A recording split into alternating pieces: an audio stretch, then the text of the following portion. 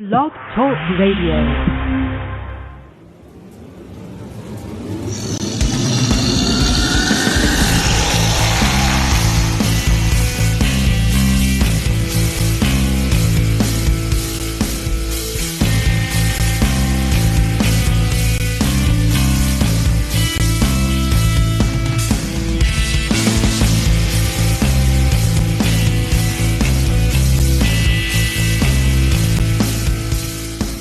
Coming to you from the Blog Talk Radio studios in the heart of Hudson County. Folks, you know it's always in Union City and Weehawken, New Jersey collectively.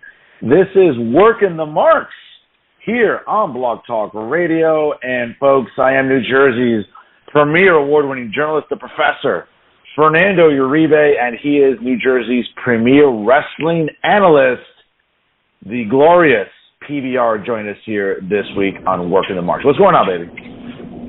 I'm in the laundry room right now. Doing a great job. Just trying to get some money sorted out. You didn't hear that from me. Are we live yet? No, we're not live? Oh, yeah, okay, we are. Good. Oh, shit. I should have said that. Anyways, hope everybody's having a great day. I'm not nervous at all. Yeah. Folks, it's, late August here. Summer's about to wrap up. Thank the Lord. I like the autumn weather myself. I like when it's a little brisk outside. The return of the NFL, the NBA soon. So that's right. Folks, again, make sure you always write to us. We love to get emails from our loyal, listening, and very intelligent audience. Always write to the show's inbox, workingthemarks@gmail.com. Once again, workingthemarks@gmail.com. If there's something you don't like that we say, if Pat pisses you off, tell us about it. If I piss you off, which I can't imagine why, tell us about it. You know what I'm saying? So make sure you do that, as well as making sure that you follow the show on Instagram at working_the_marks. And, of course, make sure you also follow us on Twitter at working_marks. And you know what? Check out our own social media as well, ladies and gentlemen, for the great PBR. Make sure you follow him on Twitter at PatrickSKVM, and also on his Instagram at Paddy Rican. That's PADDYRICAN. And also check out my Instagram and Twitter. It's the same handle at the Fernando Zone. And do welcome new followers again. And I love that. I got to put that over real quick. And you know I never like to put your shit over, but I got to put that over real quick, dude. I'm imagining you on a fucking motorcycle and fucking Kenny Loggins singing fucking, right into the Fernando Zone. To the Fernando Zone. It's kind of. But folks, also you check out Working the Marks on Facebook.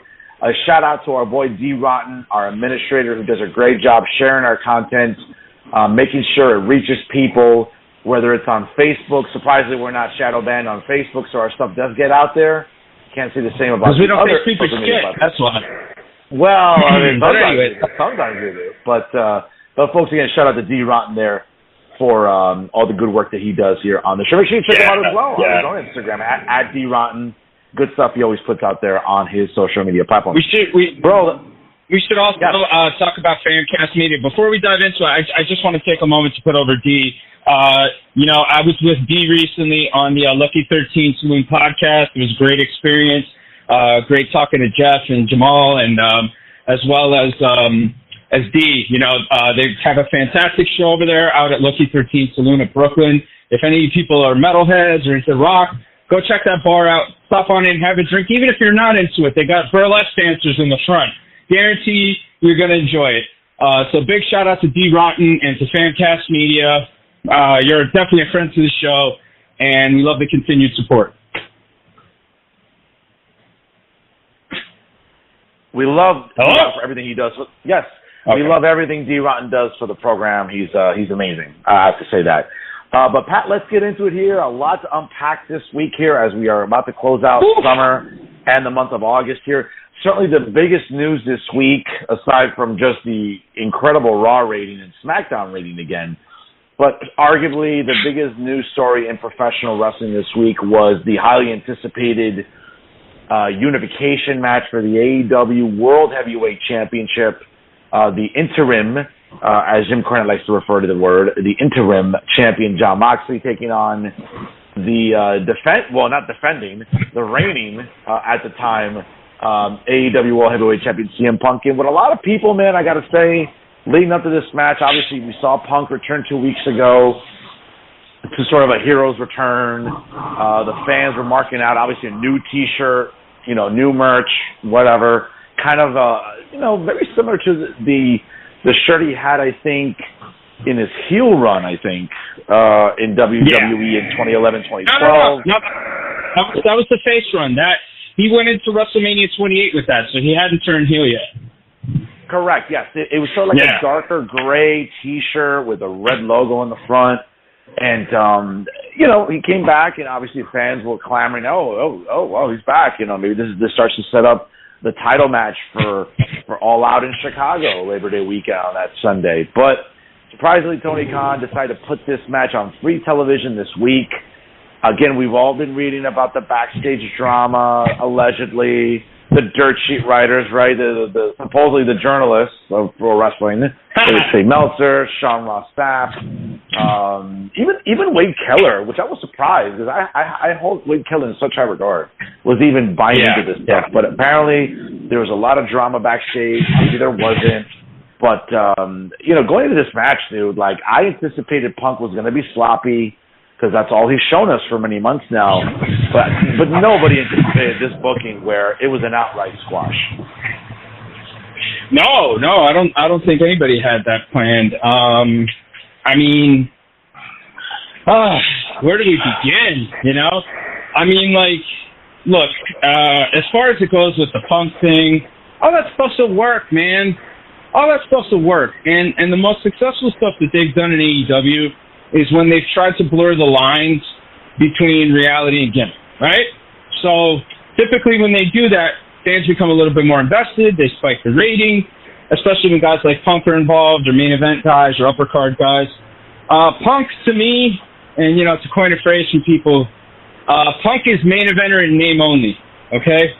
That's what he is. He's main eventer in name only. But as a performer, he is not a main eventer at all. Not even in the least anymore. At least not in this run. And I know that some people might not like that. They might not want to hear that. But, you take Punk's best match in AEW, which some might say is probably his match with MJF, and you compare it to one of his best matches in WWE, there's no difference. I'm sorry, there's no comparison, excuse me. You can't compare his WWE run to this AEW run. This AEW run has been lackluster at the very least. He took time off from an injury that I'm quite frankly still skeptical about. Came back, everybody thought it was going to be different, and he comes back and it's the same old shit. And then he cuts that promo on Moxley on Dynamite, and he starts shooting on him, and all the marks are eating it up. But it's more of the same old shit from Punk. He's got to talk about the WWE constantly to get himself over, because that's what the fans, because we know the history, because we're all a bunch of basement-dwelling virgins, and we obsess over wrestling. And all that other stuff. So he plays to that crap. I thought Moxley and what Moxley said was a lot better than what Punk said, because what Moxley said is a lot more realistic. What Punk said is Punk's talking about gimmick. Oh, well, you're the third best guy in the group. Bro, you're not even the third best guy in catering. That was a great line. And I know that a lot of people have the blinders on, have the rose-colored glasses when it comes to Punk, Cornette last, a lot of other people. But you can't go by his previous body of work and compare it to what he's been doing lately, because what he's been doing lately is just incredibly lame. And I think that they know that, and they want to turn him heel. And that audience is not going to buy into him just acting like a heel and boo him. They need something more. They need something real. They need kind of a shoot angle, So what are they doing? Well, Punk's difficult backstage, which has been documented for many, many years, that Punk's a pain in the ass backstage. And they're using that to help get Punk over as a heel. Now, is that going to work? Probably. I think so. Only because that audience is naive enough to believe all that shit. But, you're looking at the people that are reporting it. Dave Meltzer, Sean Ross full of sack, Wade Keller, which I'm kind of shocked about. I'm with you there. That's a little bit surprising, because he tends to know better. But those two guys, namely, Sapp and Meltzer, These are two guys who reported that MJF was on a flight and blah, blah, blah, and everybody found out the MJF thing was a work. The MJF thing's been a work, okay? What makes you believe that now all of a sudden, because they're reporting it, people are going to fucking buy into it, that there's all this heat and all this stuff going on? No. They're trying to spike viewership. They're trying to do what Shawn and Brett did in the late 90s. They're taking their heat and they're trying to put it out there, and they're making it more believable. And in fairness, fans do tend to like that a little bit more. And for me as a fan, I think that's a lot more appetizing. That's a lot more interesting. You know what I'm saying? But the problem is that, you know, okay, you're doing this with Punk. It's fine. But Thunder Rosa and Britt Baker, like, come on, man. Like, nobody's going to buy that. Then you hear rumors that Jamie Hayter was mad at Rosa because Rosa broke her nose, and Rosa's hiding in the bathroom from Jamie Hayter. Rosa, who was a cage fighter, who competed in MMA, is afraid of Jamie Hayter? Come on, man. Like, no, I'm sorry. Like, I'm not buying that. So, you know, all this stuff that's coming out, people are going to buy into it. People are going to think there's something to it. But I'm going to tell you right now, right here, on Working the March with Fernando and Patrick, on Blog Talk Radio, and a bunch of other platforms I'm too fucking lazy to name right now, all of it's a work. It's a work. And you're going to get worked. And all these people who are on Twitter throwing Punk under a bus, not for his shitty work, not for his laziness, not for his lackluster bullshit that he's been doing lately. No, they're throwing him under the bus because, oh, he said something mean to Hangman. He didn't like what Hangman did. Hangman's a better wrestler, blah, blah, blah, blah, blah, blah, blah. Hangman's a very talented young man, don't get me wrong. But Hangman has not been an upper card wrestler in the biggest company in the world. Punk has. So say what you will about him, but he has that. He has that. What he is now, different story. But, yeah, basically, I just think people are getting a little too caught up in the work, a little too caught up in it, and now they're kind of trying to blur the lines, I think, in a last-ditch effort to try and keep viewers around and try and maybe attract new viewers to come back. No, listen, it's amazing to me about, again, the optics and how fans have bought into this stuff. And it's amazing to me also the how people get their news about this stuff. And of course, you know, I mean, obviously I'm one that always talks about where we get our news from, but that's for Monday night shows. But, you know, it's interesting about pro wrestling journalism, dude. Like, we see all this stuff where, again, and we know that we've come to learn that Billy Body consistently continues to be the best source for anything when it comes to pro wrestling. But what I find, and again, bro, like, listen, and you're a worker. You were behind the curtain, so you have a much more fundamental understanding about this stuff. But like, I'm just someone, bro, that like, I'm always fascinated or even baffled by the fact that like these type of journalists get the scoops that they get, because I'm of the belief that if you don't want something leaking out, you're gonna make sure that it doesn't leak out. In case in point, I know that it had been talked about for a few months. You know, Johnny Gargano, when his contract expired, chose not to resign. He took some time off. He just had a baby. Congrats to him and Candice LeRae again. And yeah, there were some whispers that maybe Tony Khan reached out to him and Candice, and it didn't amount to anything. Fine, whatever. Bro, nobody knew about Gargano coming back this Monday in Toronto. Nobody leaked it out for anything. So for me, it's like when whether it's Hollaback or whether it's Tony Khan or whether it's Scott D'Amore, whatever executive you want to name, all right, Billy Corgan, from NWA. Again, if they don't want something leaking, it's not going to leak. So when I see stuff like this, it just kind of makes you wonder, like, okay, well, who's really doing their job or who is intentionally leaking stuff? Because, again, case in point, just the Gargano thing. I was shocked on Monday. I was doing work in my home office, and I'm looking at the TV in my home office, and you've been to my house, so you know the layout of my home. So you see where I'm doing work. And as soon as I heard the Gargano music, I did a double take, and I looked at the screen. I said, what? Wait, what?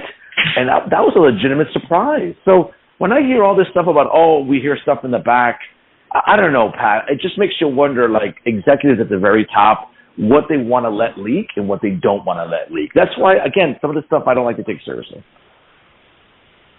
No, of course not. I mean, you know, you look at WWE, right, and everybody, you know, can say, well, they've had their faults for quite some time, blah, blah, blah, blah, blah, blah, blah, blah, blah, right? But when WWE doesn't want a secret to get out, they won't let it get out.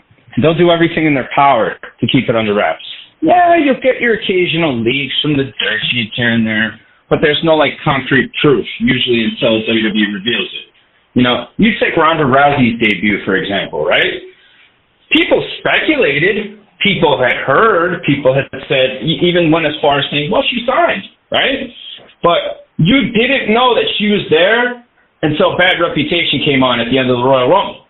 And then the place went nuts, and it was great, you know? And Johnny Gargano is another prime example of that. I mean, you know, we've had tons of them throughout the years. How many times has Jericho come back and nobody's known?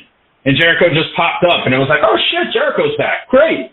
You know? So, yeah, I agree with you. I think that comes with professionalism. I think that comes with having dependable people on your roster, people who see the bigger picture, not people who are trying to get over with the dirt sheet writers, you know?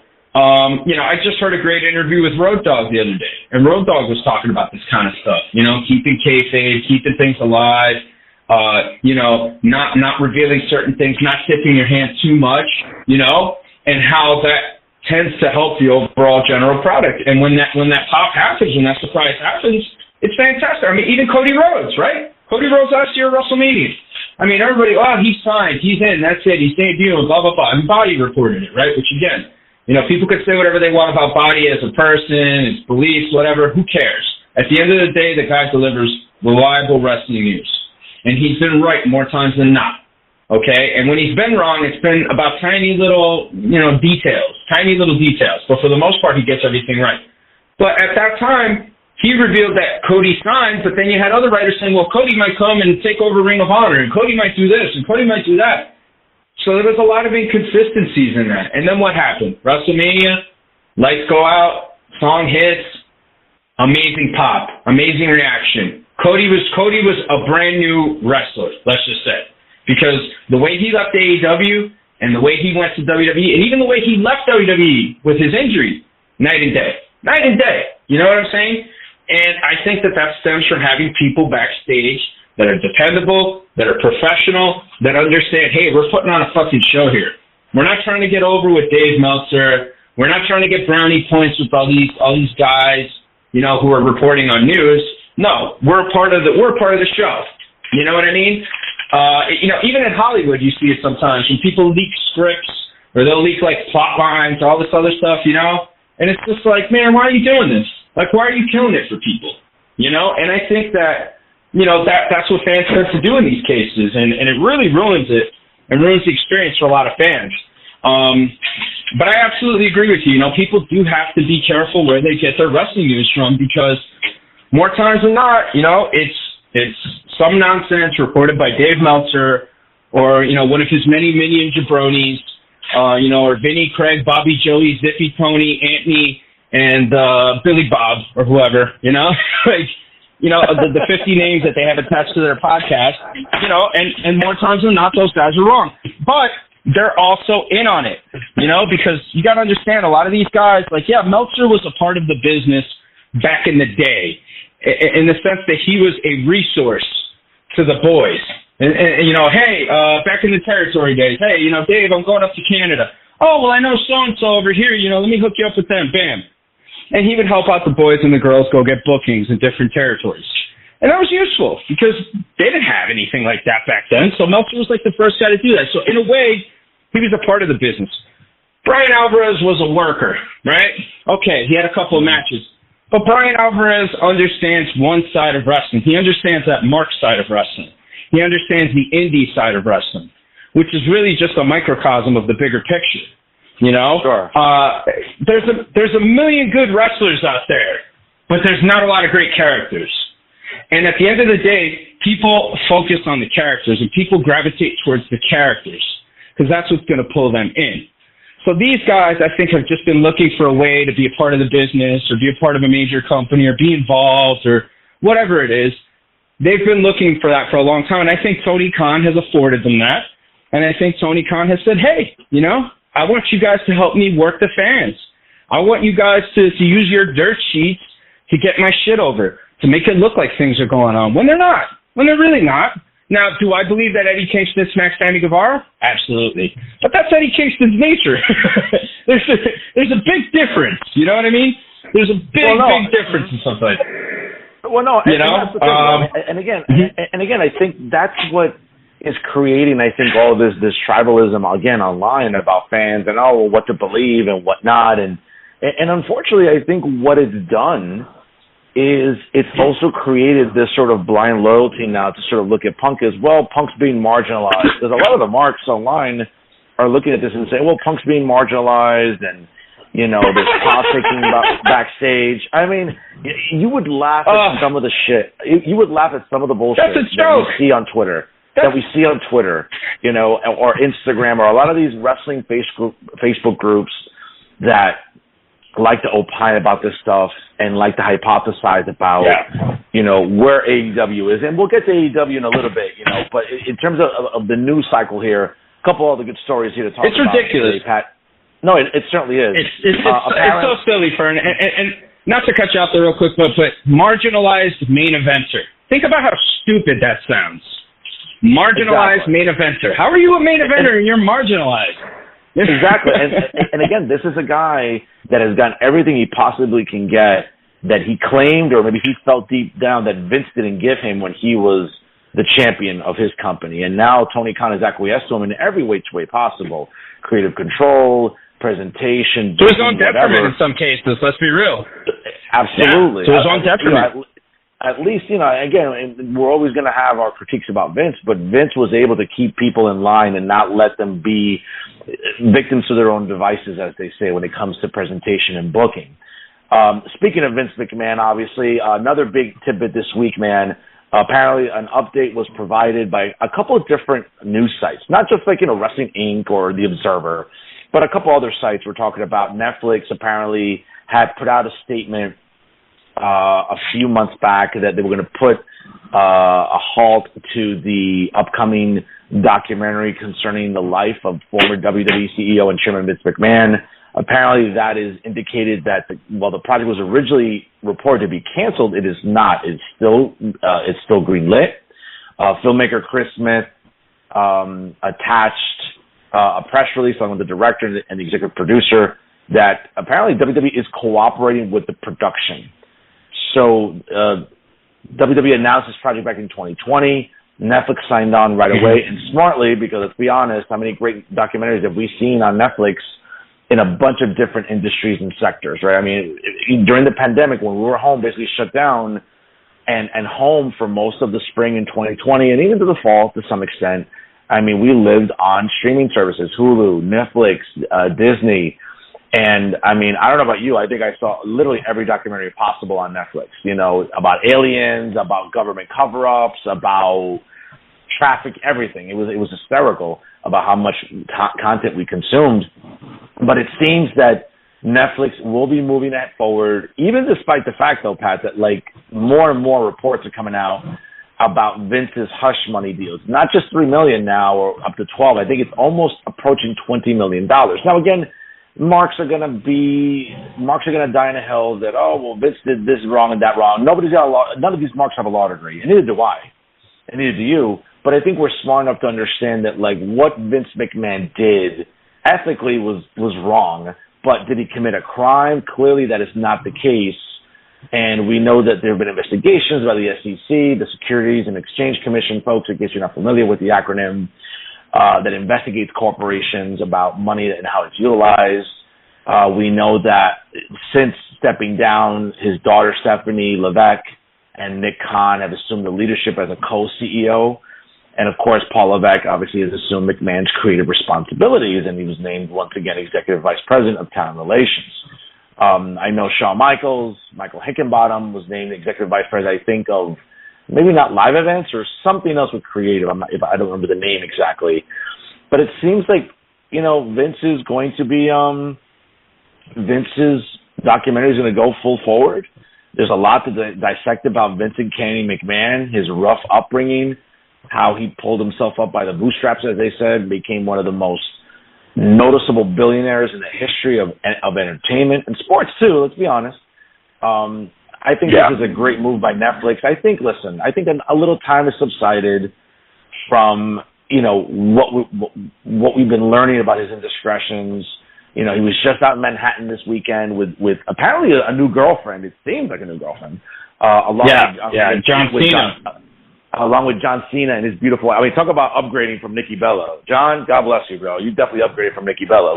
You know what though? It's funny though. They showed the picture, but I couldn't see him. Oh, I don't know what it was. I just couldn't see him. Oh God, I saw that. I'm sorry. Dad jokes. I'm guilty. Obviously Pat McAfee looked a little intoxicated, which was interesting. Brock Lesnar rocking the cowboy hat in New York City. Vince celebrating his birthday this week. I think some time has passed already these last couple of months. I think the marks who want to vilify him are going to vilify him anyway. Vince could rescue a kitten from a tree. He could help deliver a baby in a cab. He could somehow help an elderly lady across the street pack her groceries, bring it up the stairs. Vince could do a plethora of great, noble, humanistic things, and the marks will still find a way to vilify him. So I think this is something that has gone away a little bit. Again, let's be fair. Is Vince McMahon the first man of influence and who is affluent to get pussy? No, that's not the first time. Marks online make it seem like Vince McMahon is the first man to get pussy in the history of pussy, Pat, and that's not the case. Well, Fern, here's the problem. See, marks are obviously going to be more critical of him and him getting laid because most of them don't. A lot of these marks, they're probably still living in their mom's house. Most of them probably eat their boogers or they eat somebody else's boogers. I don't even want to know what the internet bill is because, let me tell you, man, some of that porn is probably high speed, and especially 4K porn, it's a lot. So, obviously a lot of these people are going to criticize Vince. They're going to criticize Vince because Vince is doing something that they're never going to do. But, look, when it really comes down to it, Vince was, a very affluent man, very, powerful man. He worked in, he was the head of literally one of the biggest entertainment companies in the world.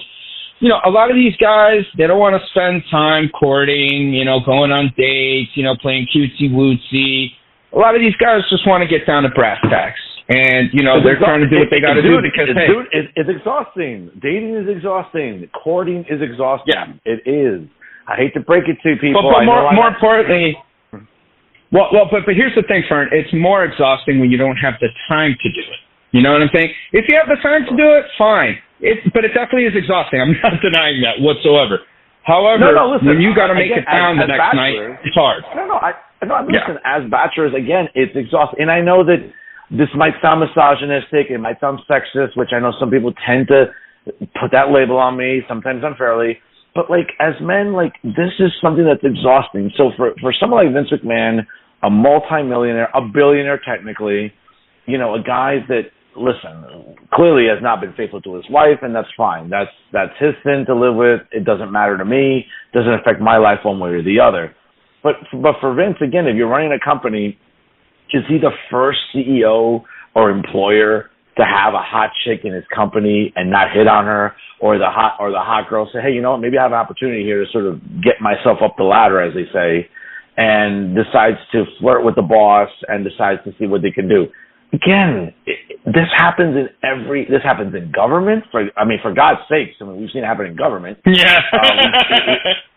We've seen it happen in the private sector. So I just think, though, really, when we think about Vince, again, it's his life. He's got to look himself in the mirror and think about all the indiscretions, and that's fine. At the end of the day, he stepped down. He still controls, if I'm not mistaken, I was looking at my notes here, I think he still controls well over 70% of the voting stock in that company. So Vince is not struggling for money. I'm sure that tab on this week when he was out in the city, I'm sure nobody paid for anything. I'm sure John and his gorgeous wife and Lesnar and McAfee were there drinking, eating, and they weren't eating picadillo con carne con papa, okay? They were eating probably nice calamari, a nice sirloin, some nice, oyster. You know what I'm saying? That wasn't, some good shit. that wasn't Las Palmas on Burger Line, and you walk out, you stink of food. Okay, like Vince is not struggling, so it'll be interesting moving forward what this documentary is going to uncover. It's certainly not going to be a dark side of the ring type of theme to it, obviously, but I think it'll be very interesting. I think we can make the case that based on how compelling and how complex Vince McMahon is as a person, to be fair, if you're really going to do a good documentary, it's got to be almost like multi-parts. This needs to be like a 5-part, 2-hour each type of thing, almost like what you saw with Derek Jeter with ESPN, the 30 for 30, or other things. Like, you can almost make this 10, 12 hours, and I would argue, Pat, it's still not going to be enough to really document the life of Vince McMahon and everything he's done and what he's contributed to. Again, I don't know what the time frame will be, but I'm sure Netflix will do a good job. Absolutely. I mean, it was my understanding, too, that none of this was ever halted. Some of the dirt sheets were, kind of premature to report that they had kind of stopped it. But, I mean, it never really got to that point. Vince McMahon is a very compelling person, okay? Whether you love him, whether you hate him, can't stop talking about him if you're a wrestling fan. There's a lot of... Absolutely.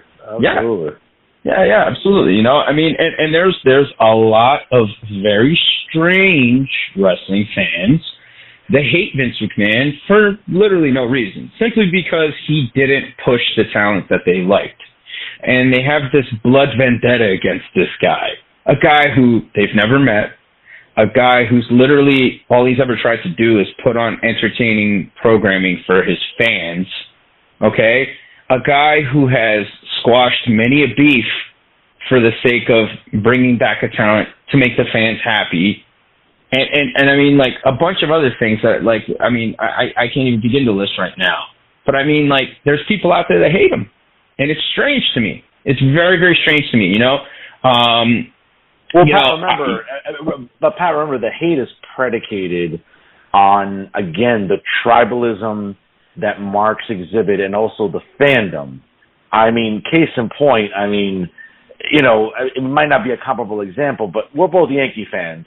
And today it was announced that apparently Hal Steinbrenner made a statement that Brian Cashman will return in 2023. Jesus Christ, I'm livid about this because I loathe him. Not because Brian Cashman took money out of my pocket, not because he didn't show up at my birthday party when I sent him an invite. No, I dislike Brian Cashman because, again, I don't like the way he, as an executive, runs the team or who he acquires or who he disposes of. But again, that's the fandom in me. I'm not saying that I'd be a better GM. Well, actually, I would say I'd be a better GM. But the point is that the fandom, especially for marks in wrestling, really gets the better of them because they can just be like, you know what, I hate Vince or I hate Bischoff back in the day because he didn't push who I liked and he didn't push this angle, which is money, which is what worked. And, again, in our minds, and I think that tribalism and fandom is what drives the toxicity for wrestling fans and for Mark specifically. I'm sorry, I know I cut you off there. No. I get what you're saying, and as a Yankee fan, I'd also like to say I'm disappointed as well. But, I mean, with Vince, I just think it's a lot more visceral, man. I mean, you got to understand, even though Brian Cashman was making bad moves in the office, Brian Cashman was never, like, out there on the field, like, cursing out Derek Jeter or, like, suspending him from a game or, trying to get him arrested, or doing anything like that. Vince McMahon created that Mr. McMahon character really, the screw job is really the beginning of it. And that heat that he had then still carries on to this day with some fans. I mean, it's insane to me. But I mean, look, at the end of the day, people can say whatever they want about Vince McMahon. We've talked about it. Hell, we had a whole episode dedicated to him. But Vince McMahon, to me, is the greatest promoter to ever do it. I mean, he's also one of the greatest minds in wrestling, and he is a man who saved wrestling at one point. Because had he not done what he did in the 80s, and had he not done what he continued to do in the 90s, wrestling might have died. it might have died, you know? Yep. And Vince has had more hits and more stars than just about flop. Really more hits and more stars than flops in his entire career. Well, he's had some bad moments. Don't get me wrong. Pat, to be fair, he's had, if we're being intellectually honest, I think this is where Mark struggled with this. I think this is where Mark struggled in the discussion. He's had more hits. He's had immensely more hits than misses. And I think fans struggle with that reality when it comes to Vince McMahon and it comes to looking at his body of work. Are there some things that, again, we've talked off the air about it, like in the 30-something years of booking of Vince McMahon, have we agreed with every single booking decision? I have not. I know you're more inclined to do that. I have not. For reasons we can articulate on another episode. But, again, we can go back and forth on that. But the thing, though, about Vince now, it'll be interesting, again, since he stepped down, how this documentary is going to portray him. And I'm sure, listen, they're working with WWE. This is not Vice. It's not Dark Side of the Ring. You're not going to be getting, salty ex-employees that want to just throw Vince under the bus. Like, this is going to be, for all intents and purposes, probably going to be an extension of what we're seeing with A&E, which, by the way, these Legends biographies and these Rivals series these last few Sundays have been amazing. Going back to last year, I think they're very well done. Mm-hmm. I wish they were a little bit longer than 2 hours, because I think sometimes there are some personalities that merit. I'm not saying you want to make this 6 hours. Jesus Christ, but sometimes I think 2 hours does a disservice, especially with commercials and everything. If you gave me a solid commercial-free 3 hours, I think that would be great for a lot of these specials. Even ones that I haven't liked, like Lex Luger and the Bellas and Goldberg. I like substance. Again, because I think it's more the academic in me. I like so much specificity that, I don't care how long something is in terms of a documentary, its duration. I just want, specificity and detail. I think that's what a lot of fans like. Now, again, transition away from Vince, though, Pat. We're looking at some numbers here. By the way, that's a nice word. That's a nice word, specificity. I would like to say that is the word of the day on Working the Marks today, specificity. The professor has provided you a word of the day. So take that and run with that, Marks. Most of you probably can't even spell it because you can't read anyway. But enjoy that free lesson from the professor. Thanks for the plug, bro. Now, again, sort of transition away from Vince for a minute, but looking at ratings here, another big week here for Raw, man. Over 2 million again. Second time in 4 weeks that we're looking at 2 million. Now, it was a little bit down it was up from the previous week. August 15th was 1.97. Again, listen, maybe it's semantics. Should we round up and just say it's 2? Okay, if you want to say that. But again, for specificity purposes here for the discussion, this past week was 2.01. Last week was 1.978. The week before, 1.957. August 1st, 2.23. And the Raw, I believe, going into SummerSlam, or I think the Raw going into SummerSlam was 1.9. I think for all intents and purposes, that was probably the first full week that Paul Levesque had assumed all creative control of the product. Bro, forget about the demo. I don't care about demos, unless you're really invested in marketing and products and consumerism. That's what that number should mean to you folks. But Pat, look at these numbers here. Raw continues. Never mind SmackDown. SmackDown's been in the 2s for months now. Yeah. But Raw, aside from just the rating, Raw itself, when you look at it as a program, listen, we've talked about this off the air, and I know that maybe this is the mark in me coming out. But there are just some things that Paul's doing that, again, and we've talked about it off the air. I don't have a crystal ball, because if I did, I'd be able to pick the Powerball numbers a lot better. But it just seems that it seems like every switch that Paul is flipping is working. It seems almost like a pitcher, every pitch he's throwing, down the plate is just cutting, it's getting movement.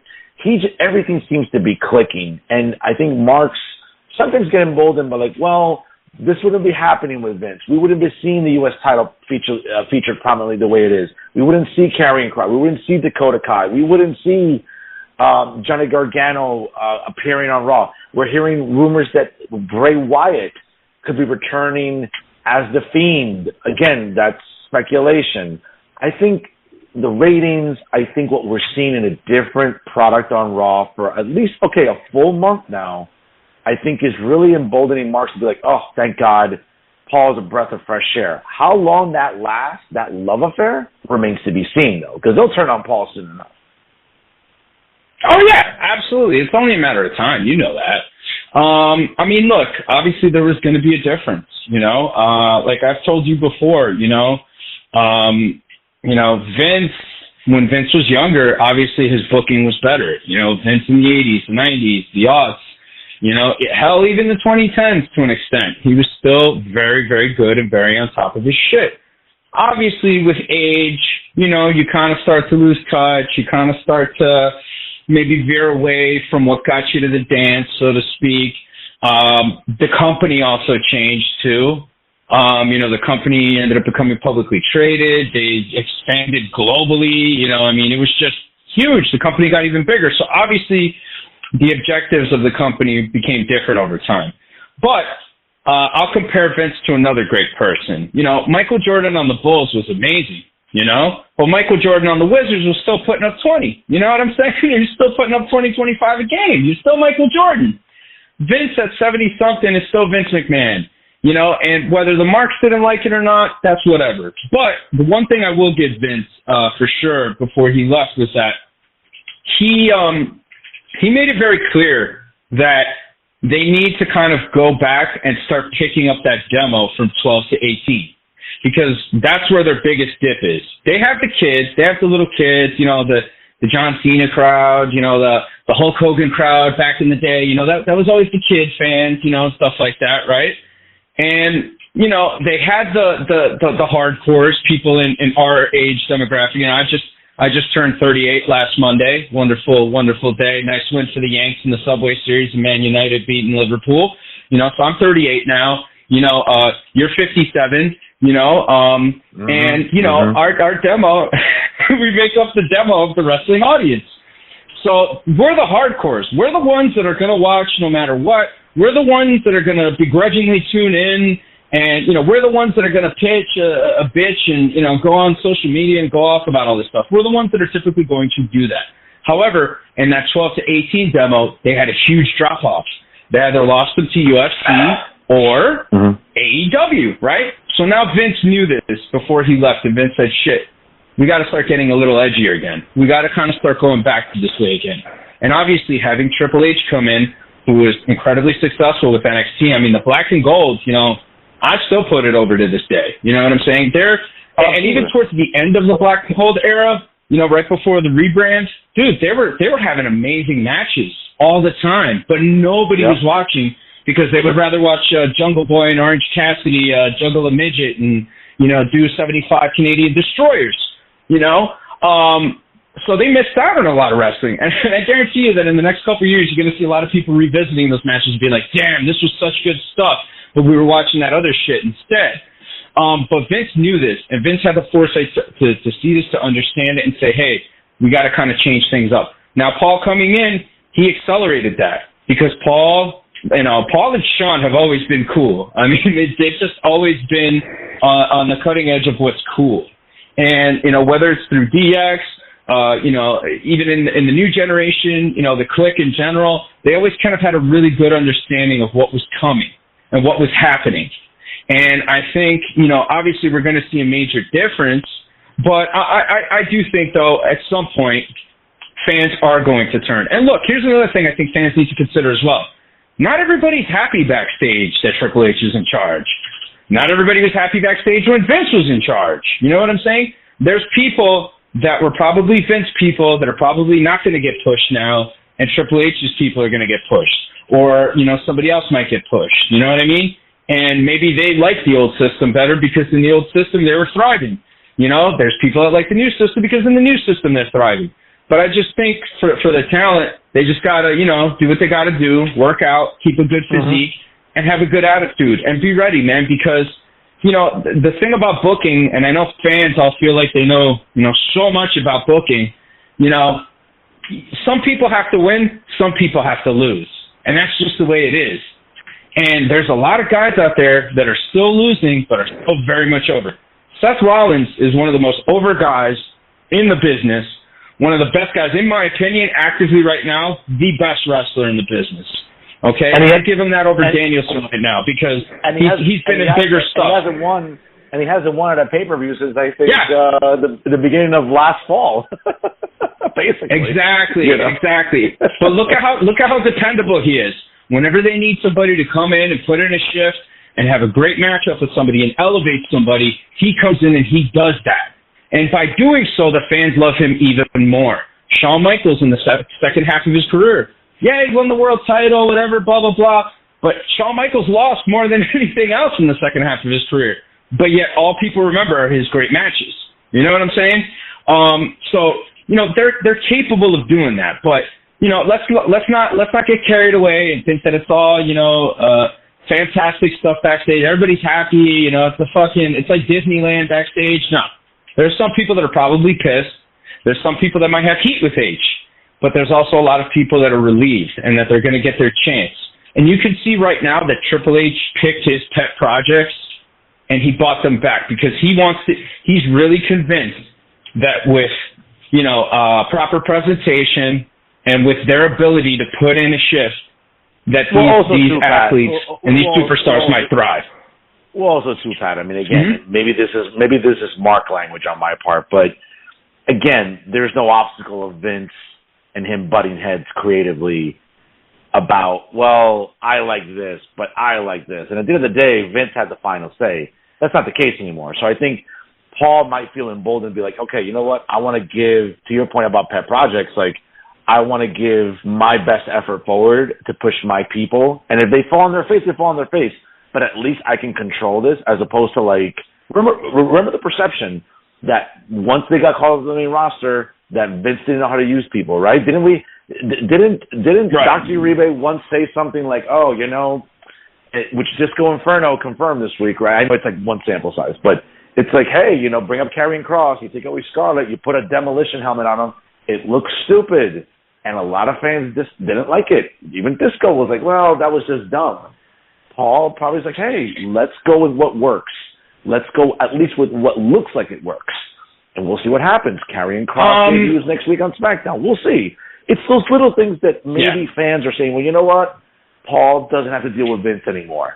It's Paul's show, so either Paul falls in his face or Paul just takes the ball and runs with it. Thus far, in 4 weeks, he seems to be running with it with unobstructed. Well, in fairness, in regards to Disco, I got to say that he's maybe a little more invested with Kross because Kross was his student. Like, he trained Kross from the very beginning. So, obviously, he's going to be very invested in him. Chris Bay, that's another guy that Disco trained. And both are good workers. They are. I mean, look, at the end of the day, it doesn't matter what they give you. They could give you a fucking dildo helmet. You go out there and you figure out a way to get yourself over, you're going to get yourself over. You know what I'm saying? I'm not saying that he didn't put in a shift. I think some of his issues leading to his release were something else. But as far as it goes with what he was doing out there, some people could argue that it was silly. I look at it like, hey, they're trying to market this guy like an action figure. They're trying to sell this guy as an action figure. That's the way I saw it, personally. Was it as good as the stuff that he did before? No, not really. It wasn't. Let's be fair. The in-ring stuff was more or less the same. Obviously Scarlett, adds to it because she's kind of, in my opinion, the star of the equation. I also have a finer appreciation of Killer Kross now that I found out that he's Puerto Rican. So I kind of like him a little bit more. But regardless of that, I still want to see... Folks, you gotta love the cultural tribalism here, folks. I'm working the mark. You gotta love it. Hey, when Valerie Loretta is killing it on the main roster, you're gonna be gushing, okay? Nobody's gonna be able to shut you up. I mean, and they can't shut you up already. So imagine then, okay? It's gonna be even worse. It's gonna be even worse. They're gonna have to get you that Hannibal Lecter mask or something. I don't know what they're gonna do. Hey, she can come take it off anytime. But Pat, to your point about talent, and just another thing here on the news cycle this week, really interesting. Again, gotta take this with a grain of salt. A few reporters talked about it. I'm still waiting for Billy Body to confirm it, but apparently there's been a lot of backstage issues in AEW recently. Apparently, PW Insider. Well, again, it's like 50-50. You either take it seriously or you don't. It's really hard to quantify how dependable they are, but apparently, Khan indicated in the backstage meeting this week he had a mandatory backstage meeting with all the talent where Kenny Omega, the Young Bucks, and Chris Jericho addressed them after Tony did. Apparently, people are indicating that the chief legal officer, Mega Patek, emailed Nick Khan and Stephanie McMahon collectively to warn them not to tamper with AEW talent. The email reportedly was sent just before Tony Khan's talent meeting this week before Dynamite. Again, take it for what it's worth, a few different reporters, including Sean Ross Sapp, recently reported that WWE had reached out to people under contract currently with AEW.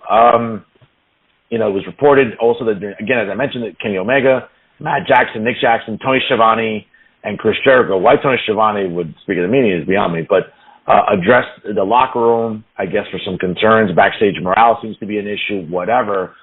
But let's get back really to whether or not this is true now, whether or not Tony Khan felt the need to tell his chief legal officer to reach out to the true most powerful Khan in wrestling, Nicholas Khan, and Stephanie Levesque. What do you make of that, Pat? I think it's hilarious. I think Tony's starting to sweat a little bit. I mean, look, I wouldn't doubt that he did something like that because you know what? People can say whatever they want about him. He's a little unhinged. Maybe there's a little booger sugar behind that. We don't know. I can't wait till the rise and fall of AEW comes out on Peacock or WWE Network. Whatever. Yeah, I think it. Nah. He's doing cocaine. He's skiing the slopes. I mean, his name's Tony, man. You know, he's doing his best Tony Montana. So, but at least Tony Montana had the wherewithal to, get his good shit out there and, not put his crack shit out there.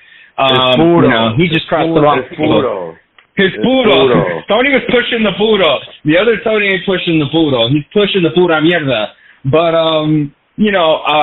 I find it funny. I think the backstage meeting thing, maybe it did happen. Who knows? I mean, they could be working the boys and the girls. A lot of these kids, too, that they got there probably aren't smart enough to realize when they're being worked. You know what I'm saying? So there's a lot of variables to consider. But, I mean, look, dude, at the end of the day, he could meet with the talent all he fucking wants.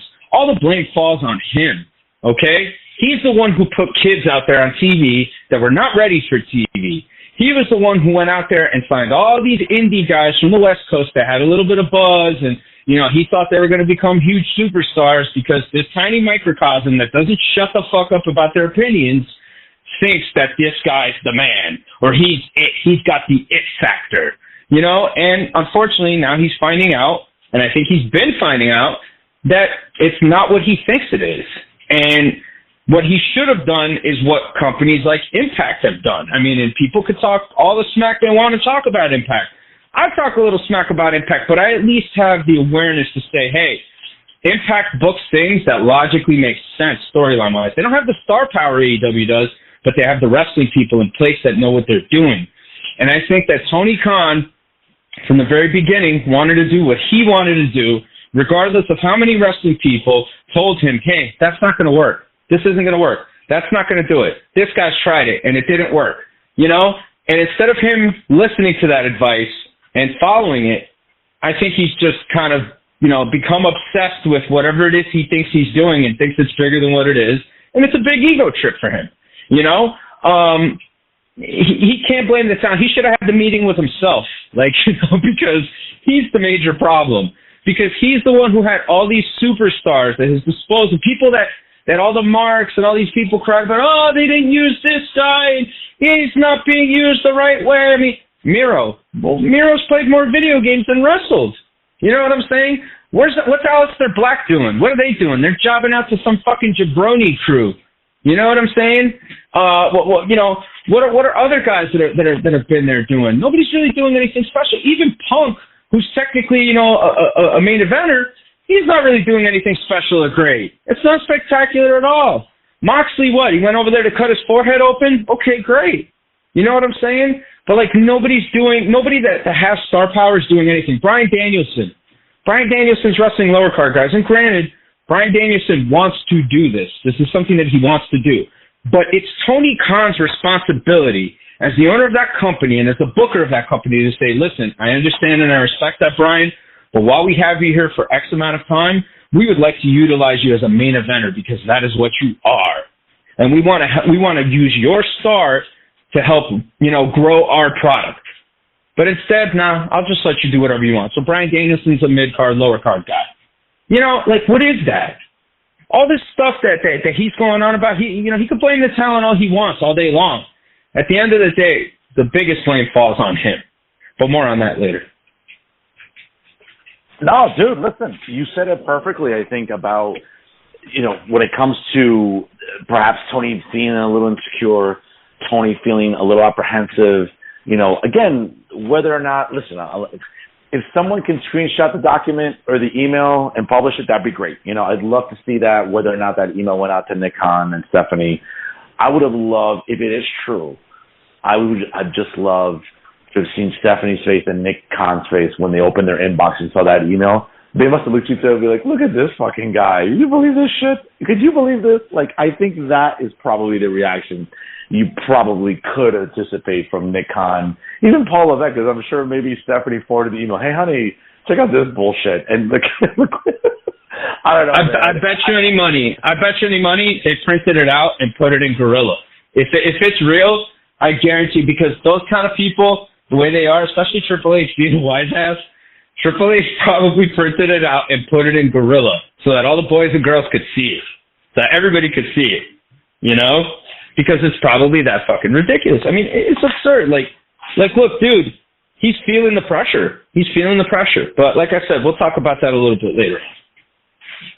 It's interesting about, again, and what's been in the news cycle. But, again, as you mentioned, speaking of AEW and certainly our main event topic this week, it's not even a question, folks, because normally when we present our topics here on the show, and again, ladies and gentlemen, always write to us, workingthemarks@gmail.com. If there's a topic we don't cover that you'd like to hear us discuss and dissect, please write to us. We're always open to suggestions. No chain letters.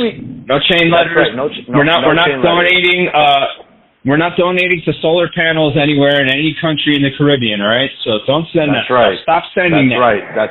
That's right. No get rich quick schemes from Nigeria or anything like that. Okay, folks? So please, I appreciate it. Exactly.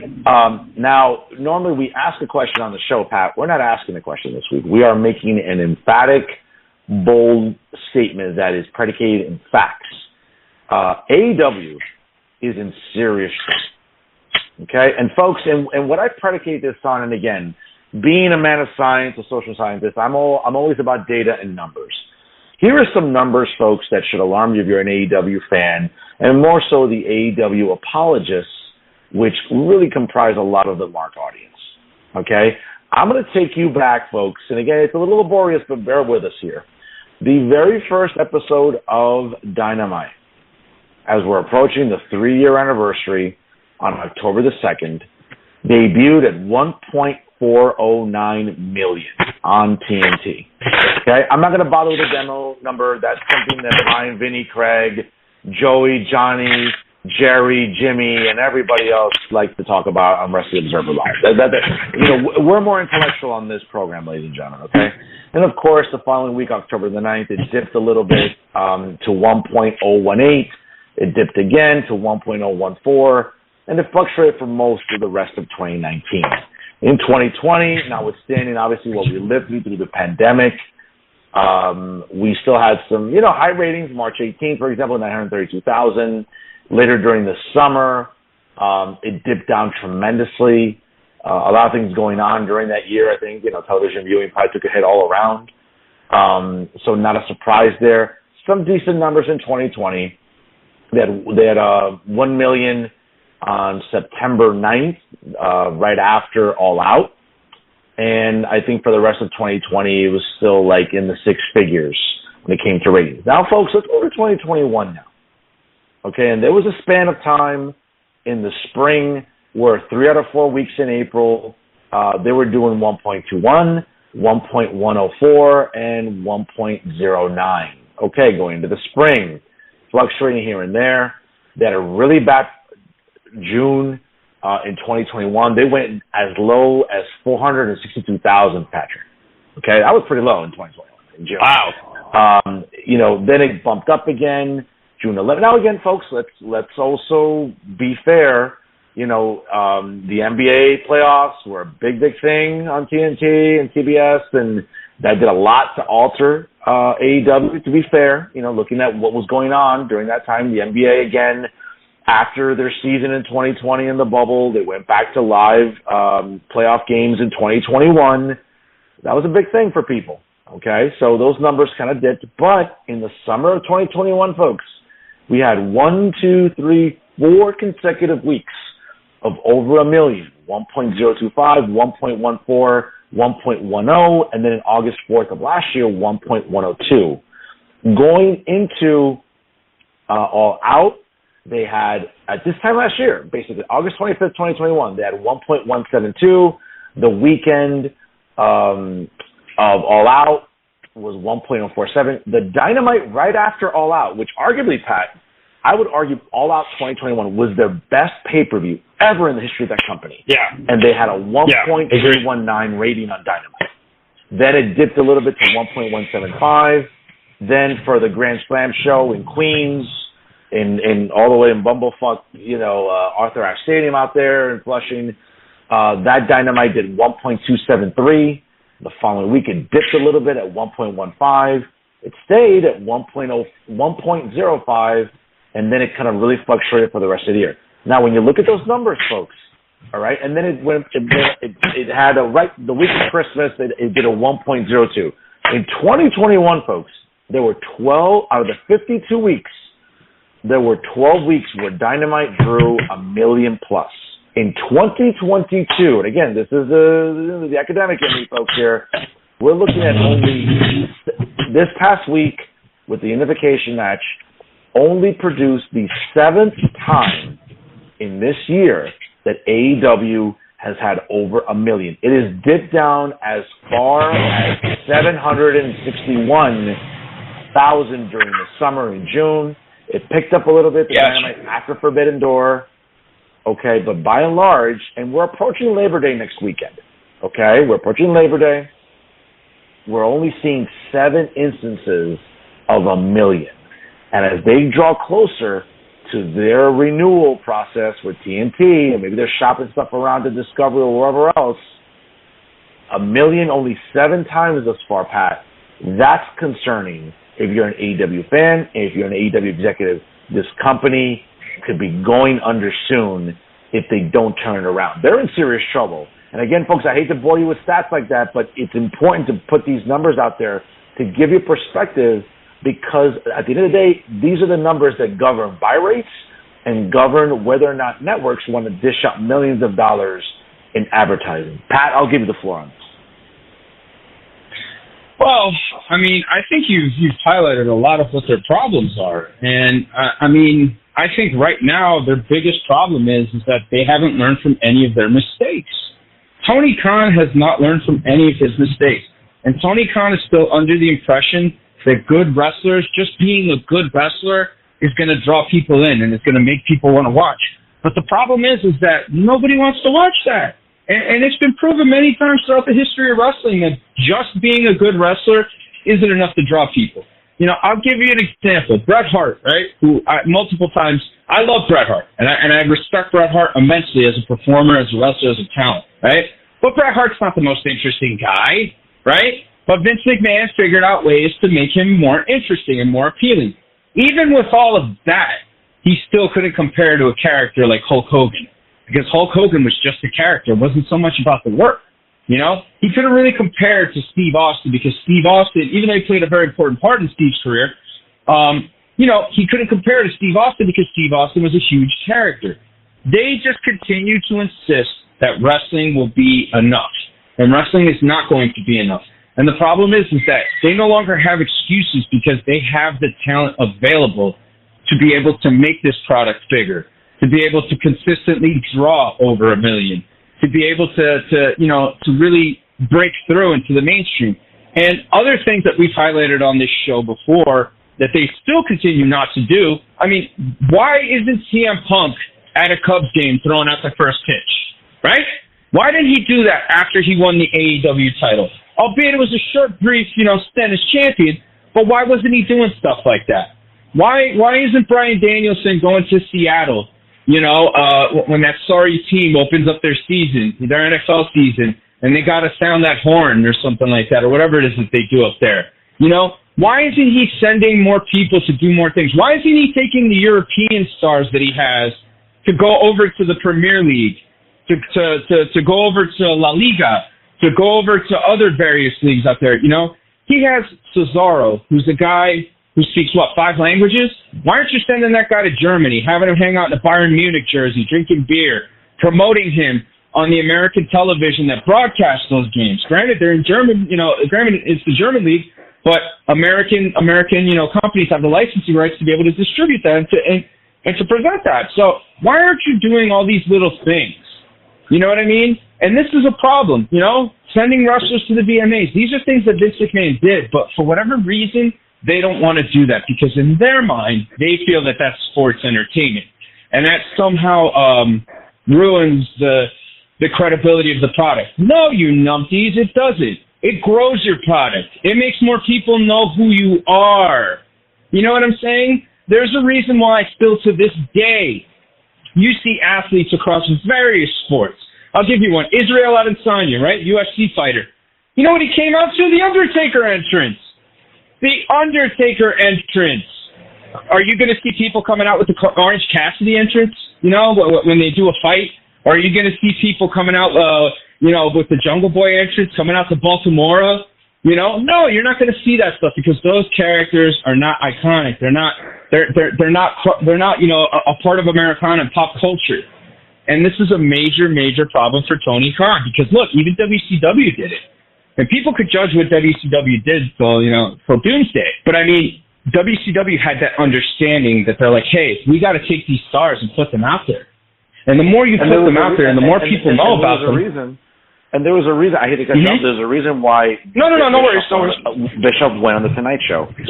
Jay Leno and the Tonight Show in the mid to late '90s was the hottest watched thing in late night.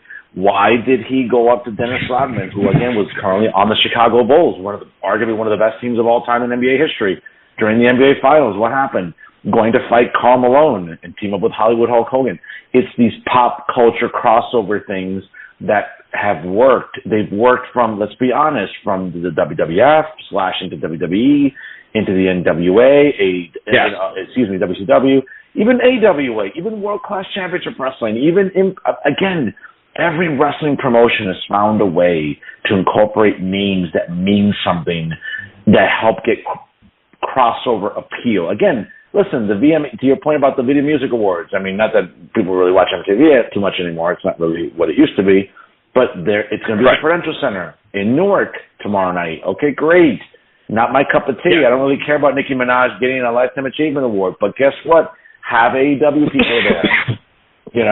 Because I'm sure that Vince is definitely, well, at the time, I'm sure Vince reached out and said, hey, by the way, you're in New York, again, in Brooklyn at the Barclays Center or at the Prudential. Hey, by the way, some of my people are available if you need presenters or if you need people to be in the audience. And guess what? To Vince, he didn't care. He's like, he'd tell The Miz or he'd tell a talent. You mean to tell me that if Vince emailed or sent a text to one of the talent, hey, by the way, VMAs need some presenters. I thought of you. What do you think? You think you can fly out to New York tomorrow? Yeah. What do you think? Did you think that someone said to Vince, I don't really feel like going to the VMAs? Of course not. They would jump at the opportunity because why? It would bring more eyes to them, to the individual person, and of course the WWE. Right. Why? The minute you see someone, let me look at their Instagram, let me look at their Twitter, let me look at their Facebook, let me look at their TikTok. Hopefully you're not looking at TikTok, folks, but I mean, or Snapchat or whatever. I mean, but guess what? Social media engagement matters. It matters. And I think that Tony Khan, for whatever reason, just, you said it perfectly, he just thinks that, they're wrestlers. Wrestling is what gets them over. That suffice. No, it will not suffice. Yeah. No, I agree with you. And see, like, what you just said, too, is a perfect example of it, right? You're talking about the VMAs. Okay, you don't care for it. I don't personally care for it either, right? But there's that demo from 12 to 18 that does. And when they turn it on, it's cool for them to see their favorite wrestler there. Because to them, they're going to think, oh, shit, that's my favorite. Oh, shit, that's an AEW guy. Oh, man, that's my guy. Blah, blah, blah. You know, and it excites them, and it grows the pot. And now people are going, well, who is this person? You know, and again, they'll send somebody good looking, right? Somebody intriguing looking, whether it's a woman, a guy. You know, the girl's going to be like, ooh, he's hot. You know, and the guy's going to be like, damn, she's hot.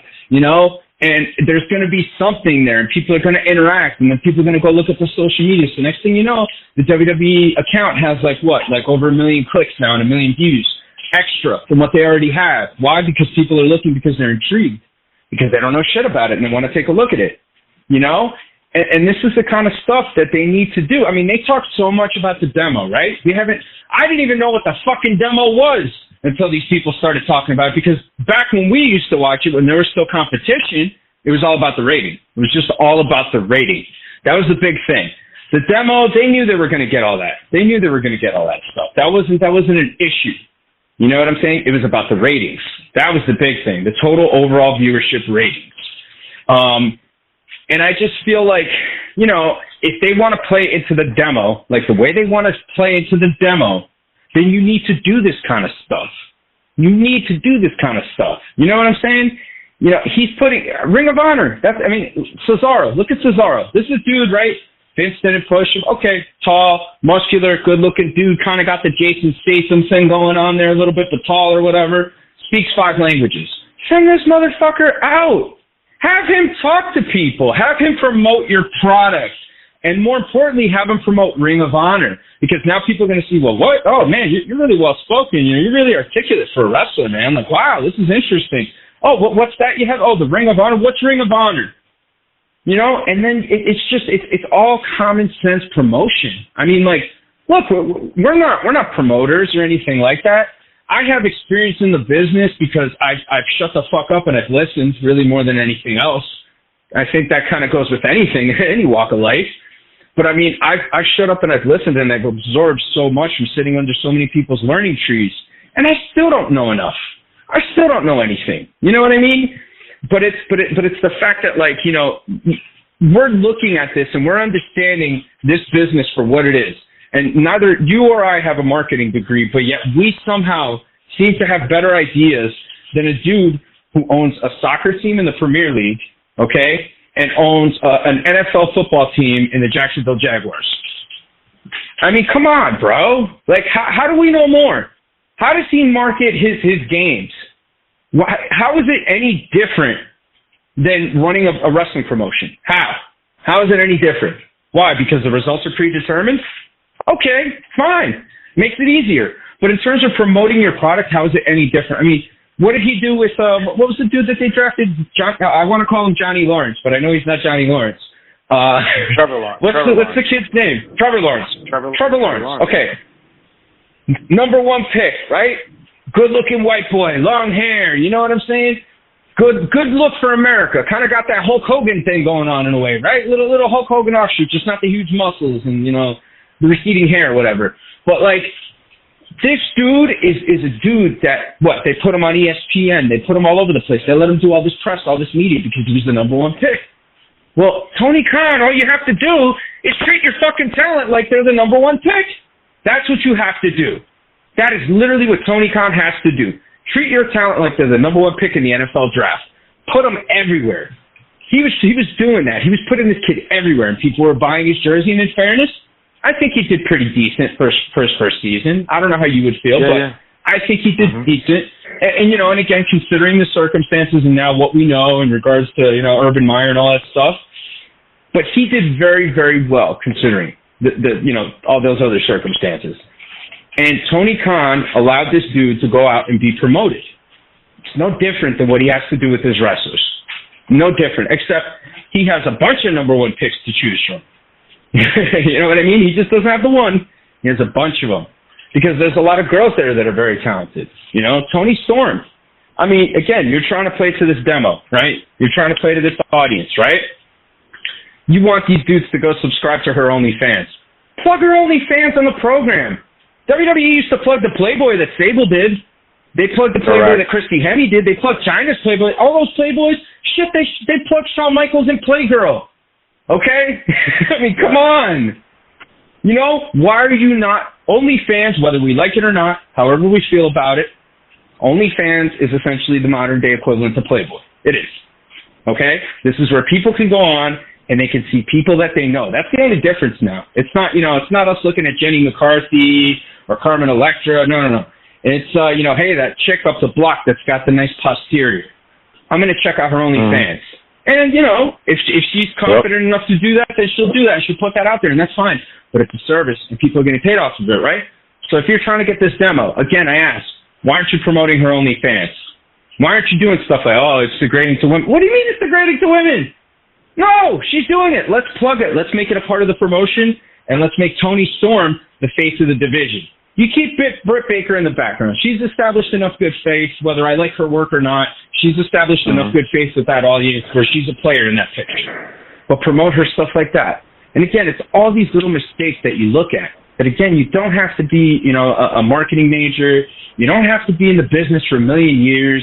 It's just common sense. It's just common sense. And for whatever reason, Tony Khan is continuing to shoot himself in the foot, I'm with you. And again, regardless of however, it seems like there's some positive feedback about the game coming out, Fight Forever, which is going to be coming out during the holiday season in December. I mean, whatever the case may be about that game, we've talked off the air how difficult some of these pro wrestling games continue to be. I mean, obviously it's not 20 years ago when we're playing SmackDown Here Comes the Pain on the original PlayStation, where it was relatively easy to use. Or N64, exactly. No Mercy or Revenge, Exactly.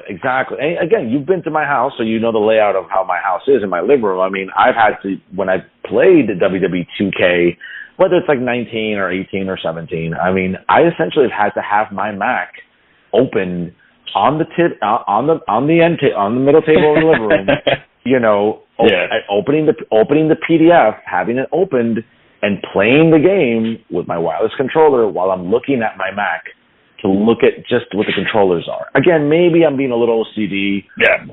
I mean, my retention skills are pretty good. I can remember certain things, but it becomes a complicated game to play. Like a lot of sports games, I think. You're on the money, though, about that. You're on the money.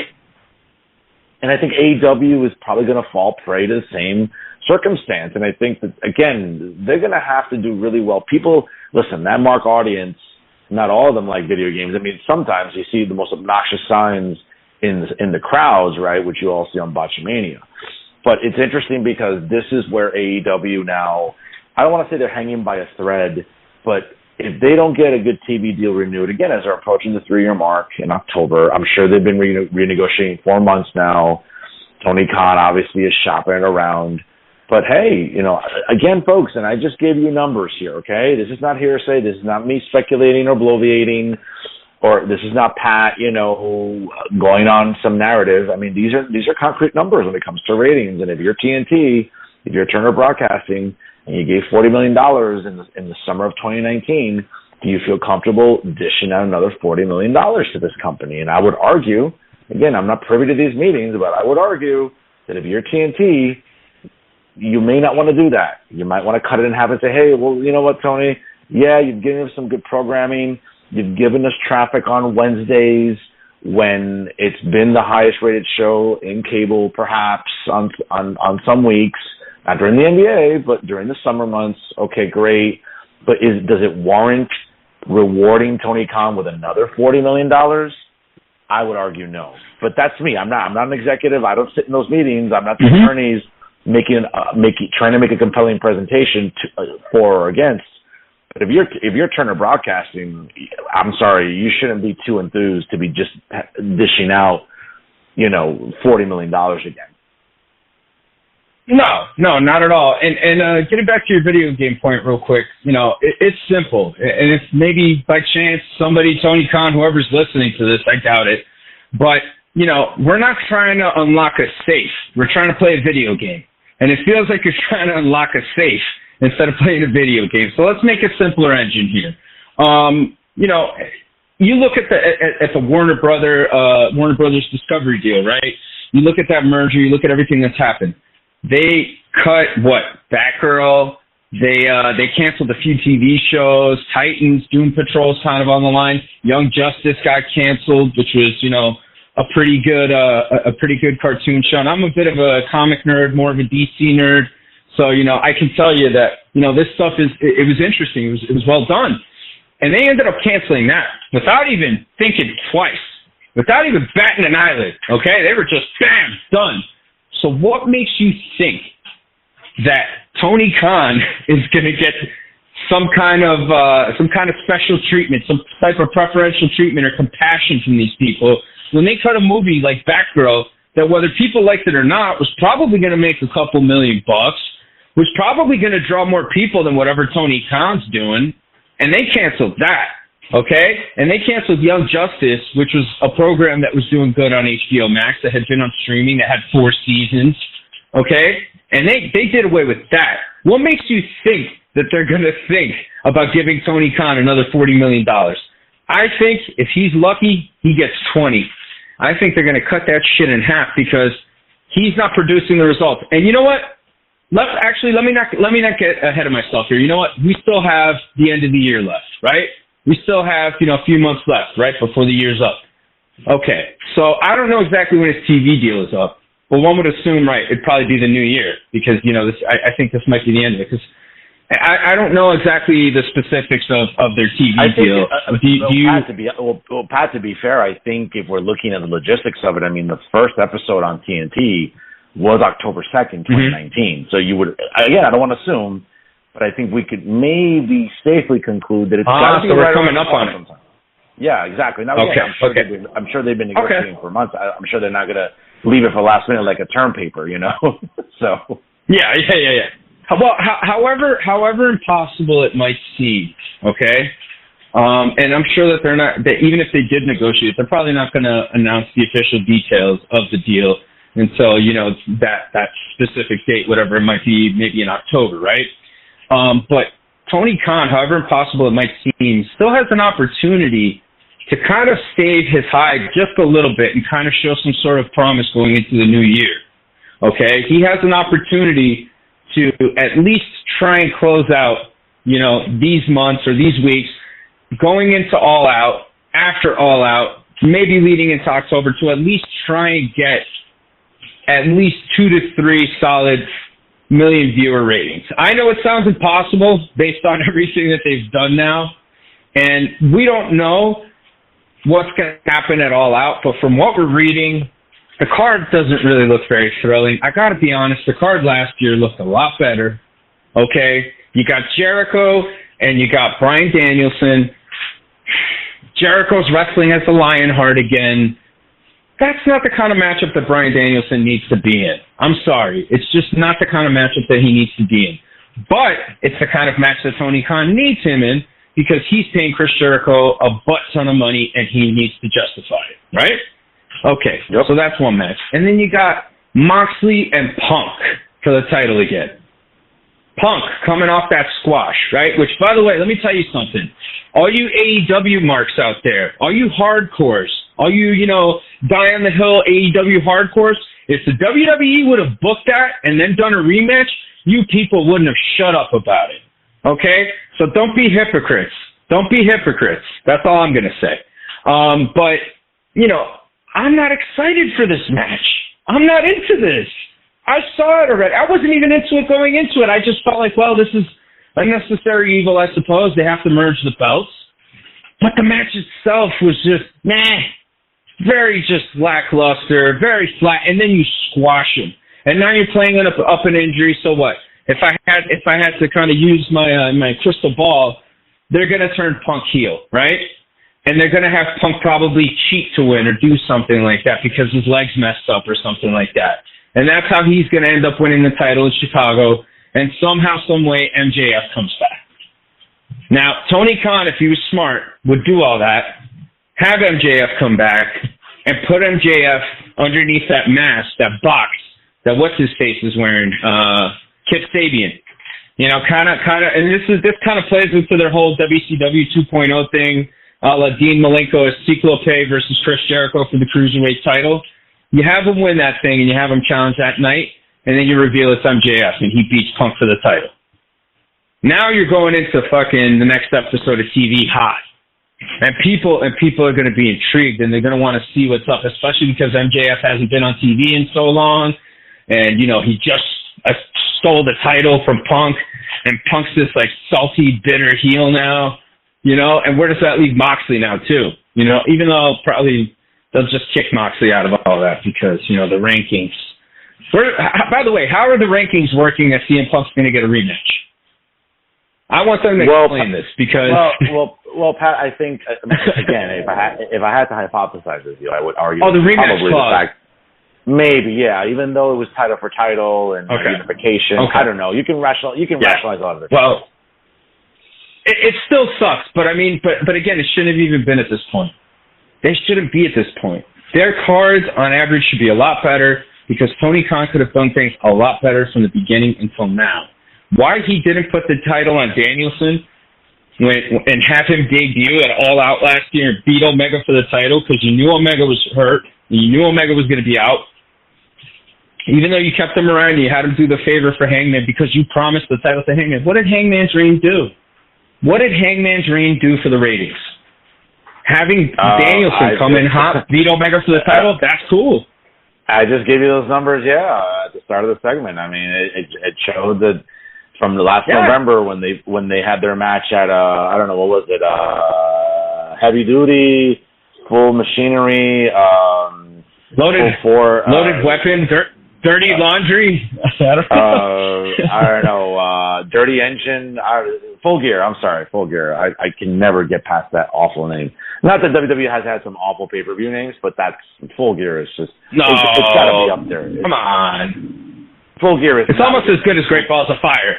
Almost as good as Great Balls of Fire. I don't know, man. I just kind of, but yeah, man. But closing this up though, I mean, I got to tell you, I mean, AEW's in serious trouble. It's gonna be interesting to see, you know, what happens Labor Day weekend. And again, to compound the problem, the night before they have to look at what Paul Levesque is going to produce at Clash of the Castle. That's a solid card already that you're looking at in Wales. And of course you have NXT Worlds Collide that Sunday of All Out. Now, it starts at 4 p.m., and supposedly it might only be 2 or 3 hours, but, you know, the marks might go crazy if for some reason Paul decides to make NXT Worlds Collide a 4-hour show. I don't think that's the card that they have. I mean, they haven't announced all the matches yet, but I don't think they have a card worth 4 hours in terms of wrestling. So we'll see. I don't know. It's possible. If I were Paul Levesque, I'd start Worlds Collide at 6 p.m. Eastern time, and I think that would just... everybody will lose their minds in the Mark community because, oh my God, I can't believe Paul's doing this to Tony, and, you know, Worlds Collide is going over 8 o'clock. I don't know. I think it's going to be a very interesting, weekend of wrestling next week on Labor Day. And I think Tony Khan, again, I think this, you know, just to perpetuate the narrative here for us, AEW is in serious trouble, and it's no longer a question mark. It's no longer us hypothesizing. It's no longer us speculating. It is now fact. We've given you numbers, folks. Yeah. We've given you a solid breakdown here on the show, as we always like to do. Folks, before we call it a day here on Blog Talk Radio, again, some interesting notes here. On this day in wrestling history, August the 27th, some interesting ones here. Back in 1990, SummerSlam was held at the Spectrum, one of the more classical buildings in the 80s and 90s in pro wrestling. The Spectrum was always a hotbed for the WWF. At the time, SummerSlam emanated from the Spectrum, a great card. Kerry Von Erich, God rest his soul, the Texas Tornado, debuted and defeated Mr. Perk for the Intercontinental title in the first match of the advertised double main event, which I know you have a problem with sometimes with the wording. The Immortal Hulk Hogan defeated the Earthquake via countout, and what was a decent match, I think, for both, all things considering. And in the second half of the double main event, the Ultimate Warrior retained the WWF Championship against the late ravishing Rick Rude in not the most inspiring cage match, because I never liked those blue cage structures per se. I understand they're easier to climb, but I mean, it's also rough on the bodies from what we've heard over the years. On this day in 1995, Triple H, then known as Hunter Hearst Helmsley, made his in-ring pay-per-view debut at SummerSlam. And on this day, he pinned Bob Holly, following a pedigree. On the same show, the man under the cane mask, Glenn Jacobs, also made his pay-per-view debut, Pat. Albeit at the time, the dentist for Jerry Lawler, Isaac Yankem DDS, and in 2000, the first ever most important dentist gimmick. That's right. The most important dentist gimmick. That's right. Okay. And in 2000, the first ever TLC tables, ladders, and chairs took place at SummerSlam that year. Great main event, by the way, the triple threat between The Rock defending the WWF title against Triple H and Kurt Angle. We've all seen documentaries. We've all seen shoot interviews about some of the interesting dynamics about that match and what happened. Edge and Christian defeated the Hardy Boys and the Dudleys to retain the tag titles. A great pay-per-view. Again, on this day, folks, in wrestling history, on August the 27th. Some notable birthdays as well. Happy birthday to Sergeant Slaughter. Turning, again, let me just do some math here in my head. Sergeant Slaughter turning 74 today. The great Khali also celebrating a birthday. And he is turning, again, and let me just do some math in my head here, folks. The great Khali is turning 50 today. And also another great wrestling superstar, and again, a woman who I think broke a lot of ground for women in the business. Happy birthday to Jazz, turning 49 today. Some notable wrestling birthdays. Pat, before we call it a week here, anything you want to share with our audience here? On this day, I see clearly, and Tony Khan is fucked. And I think he needs to get his shit together, and I think he needs to start producing better content because AEW is going to go the way of the dodo. So, hey man, let's see what happens between now and then. But not a whole heck of a lot coming up. Child Actors will be playing September 24th again back at Crave 43 with Chip the Plug and Neon Funeral. You're not going to want to miss that one. You're not going to want to miss the pre-sales. We're going to have tons of drink deals and merchandise deals. So you're going to want to check that out. And as soon as I make that available, I will be putting that on my personal Instagram at Paddy Reekin, at PADDYRICAN, because I'm reeking of awesomeness. And give a check out to my Twitter, although that shit's dry as fuck. It's drier than Fernando's, and Fernando's is pretty dry. It's Patrick, at Patrick SKVM. That's scum. Patrick Scum. At Patrick Scum. That's my Twitter. And Facebook, I don't do Facebook because that shit's weird. But you can check out my OnlyFans where I just sit there and eat rice and beans. It's at Rice and Beans Rican.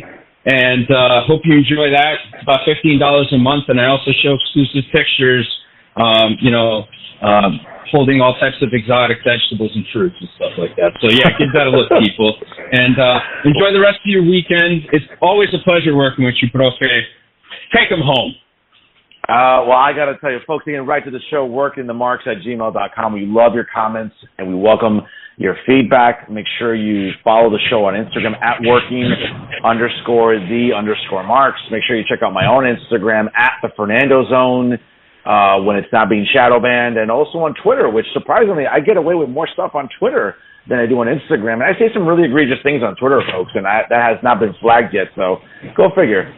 Make sure you follow the show on Twitter at _marks, and certainly check out my own Twitter as well at the Fernando Zone for all my pithy political observations with vigor that I put out every day. Check that out as well. Make sure you check out Working the Marks on Facebook. Special thank you to D. Rotten for all of his administrator duties and and the great job that he does. And again, for D. Rotten listening to this later today, my apologies. I will make sure that for our next episode, the new theme song for Working the Marks will premiere on the episode, so you definitely want to keep an eye out for that. Folks, listen, when it comes to what's going on in WWE, AEW, NWA, Impact Wrestling, New Japan Pro Wrestling, and everything going on in the pro wrestling / sports entertainment community, nobody does it better than Working the Marks here on Blog Talk Radio. He is New Jersey's premier wrestling analyst, the great PVR. I am New Jersey's premier journalist, the Professor Fernando Uribe. And folks, every single week, nobody does it better than us because we are always working the marks here on Blog Talk Radio. Special programming note, It is Labor Day weekend next weekend. We're going to try to figure out how to get a show in. I'll be in Vegas for Labor Day, and I know the great PBR will be doing his thing during Labor Day weekend. We will make it a point to have a show recorded, folks, for all of you loyal listeners. But again, we love you all, and thank you for supporting us here every single week on Blog Talk Radio. And always remember, folks, let's keep on talking.